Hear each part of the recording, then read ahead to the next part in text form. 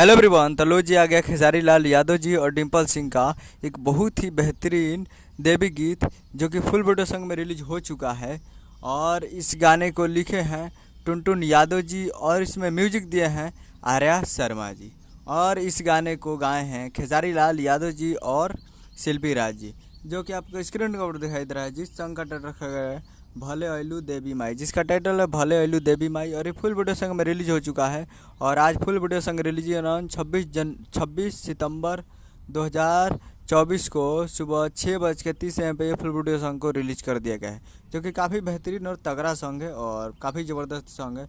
और ये दूसरा सॉन्ग है खेसारी लाल यादव जी का 2024 का दूसरा देवी गीत है ये, और वो भी डिम्पल सिंह जी के साथ फिट में डिम्पल सिंह जी है। और बहुत ही बेहतरीन सॉन्ग है और ज़बरदस्त सॉन्ग है। तो आप लोग जाइए और जाकर देखिए, काफ़ी बेहतरीन सॉन्ग आ गया है और देवी गीत है बहुत ही ज़बरदस्त।